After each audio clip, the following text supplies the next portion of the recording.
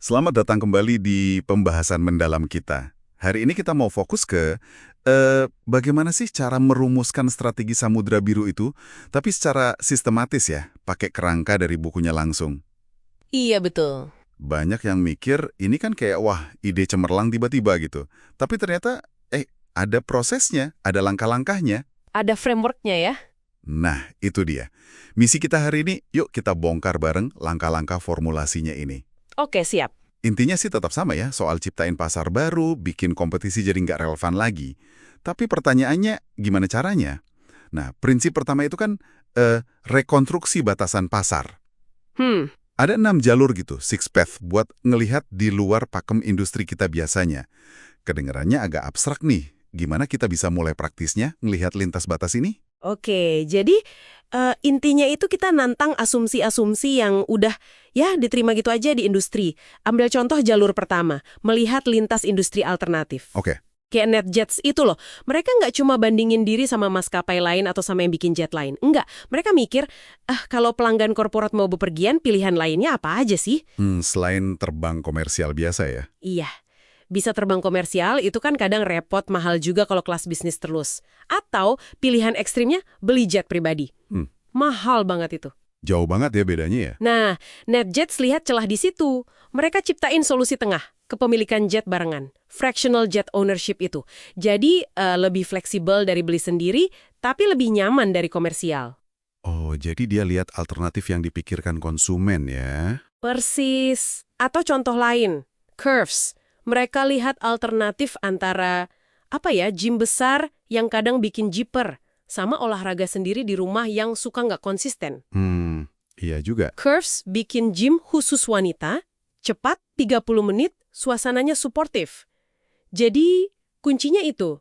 Coba lihat apa sih yang dilakuin pelanggan sebelum atau sesudah pakai produk kita, atau gimana cara lain mereka capai tujuan yang sama. Oke. Jadi, langkah pertama, kita tantang dulu batas-batas pasar yang ada. Terus, kalau udah mulai ada ide nih, gimana biar kita nggak tersesat lagi di detail? Kayaknya gampang banget balik ke mikirin angka-angka kecil lagi. Benar banget. Makanya prinsip kedua itu penting. Fokus pada gambaran besar, bukan angka. Alat utamanya yaitu tadi, kanvas strategi. Strategi kanvas itu ya? Iya, itu maksud kita buat visualisasiin posisi kita sekarang dibanding pesaing. Dan yang lebih krusial, mau kayak gimana sih profil strategi kita di masa depan? Jadi digambar gitu ya posisinya? Betul, secara visual, biar kelihatan jelas bedanya nanti. Ini bukan cuma soal gambar-gambar cantik, tapi buat mastiin strategi baru kita nanti punya pertama, fokus yang jelas, kedua, divergensi, alias beda banget sama kompetitor. Ketiga, slogan yang ngena. Fokus, divergensi, slogan. Iya, dan prosesnya itu visual, kolaboratif, ngajak tim buat melihat pasar bukan cuma baca laporan angka doang. Tapi, kalau fokus ke gambaran besar terus, bukannya ada resiko kita bikin strategi keren di kertas doang, nanti pas eksekusi, ternyata nggak realistis secara biaya atau operasional. Nah, pertanyaan bagus. Kanvas strategi itu bukan berarti ngelupain angka sama sekali. Tapi kita tunda dulu, biar nggak ngeblok ide-ide strategis di awal. Validasi finansial, operasional, itu masukin nanti. Oh, ada tahapnya sendiri ya? Ada, di urutan strategis. Tapi sebelum ke sana, ada satu prinsip lagi yang seringkali, wah ini bisa bikin terobosan. Jangkau melampaui permintaan yang ada. Nah, ini dia nih yang sering bikin penasaran. Biasanya kan kita fokus banget rebutan pelanggan yang udah ada sama pesaing. Kok ini malah disuruh lihat ke arah lain? Kemana tuh? Ke non-pelanggan, orang-orang yang selama ini nggak beli produk atau jasa di industri kita. Non-pelanggan? Iya, ada 3 tingkatan biasanya. Pertama, mereka yang udah di pinggir pasar, udah hampir ninggalin. Kedua, mereka yang sadar nolak tawaran industri kita. Ketiga, mereka yang sama sekali belum kepikiran sama industri kita, belum terjamah. Oke, 3 tingkatan. Terus? Nah, daripada kita pusing mikirin beda-beda tipis antar pelanggan kita yang sekarang, coba deh cari kesamaan kuat di antara para non-pelanggan ini.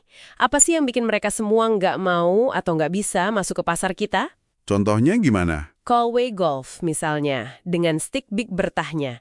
Mereka nggak cuma nyasar pegolf jago, mereka justru lihat orang-orang yang frustrasi sama golf, yang ngerasa susah banget mukur bolanya. itu kan non-pelanggan penolak. Ah, iya, iya. Dengan bikin stick yang kepalanya lebih besar, lebih gampang dipakai, mereka nggak cuma narik pegolf lama, tapi juga orang-orang baru yang tadinya nyerah sama golf. Jadi pasarnya malah tambah besar. Ini nyambung lagi ke prinsip pertama tadi kan, lihat melampaui batas. Oke, masuk akal.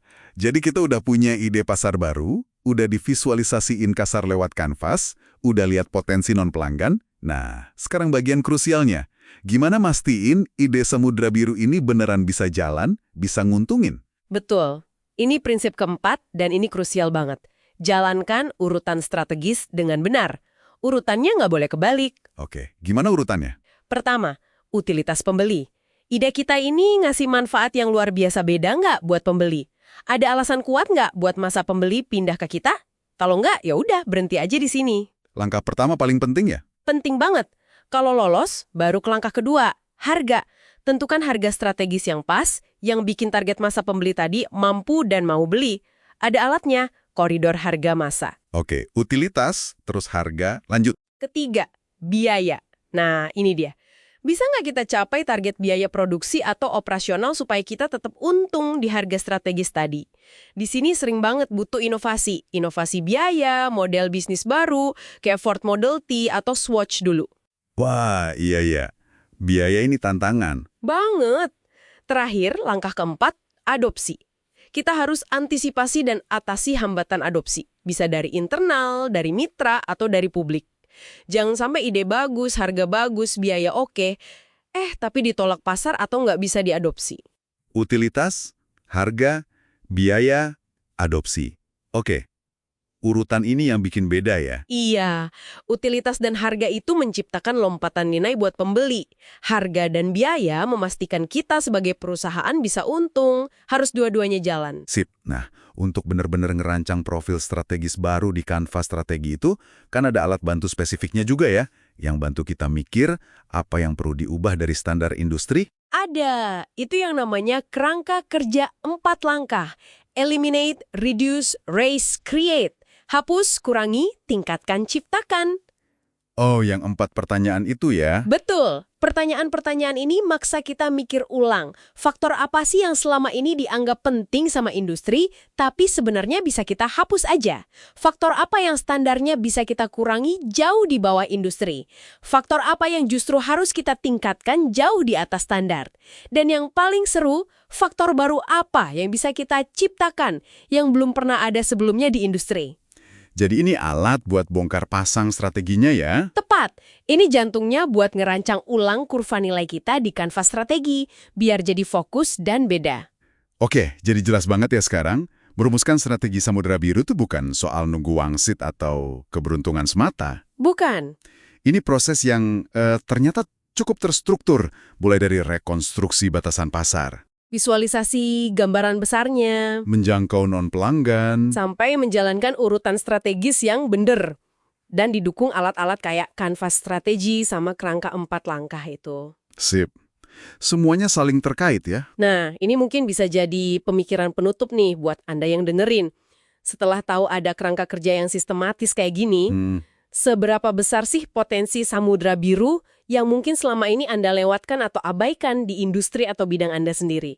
Mungkin hanya karena, terlalu sibuk fokus bersaing di Samudra Merah yang udah penuh sesak itu. Wah, pertanyaan bagus tuh. Coba deh pikirin satu aja asumsi dasar di industri Anda yang bisa mulai Anda tantang hari ini. Siapa tahu, itu bisa jadi pintu buat ngelihat kemungkinan baru. Menarik sekali. Oke, terima kasih banyak sudah menyimak pembahasan mendalam kita kali ini. Sampai jumpa lagi.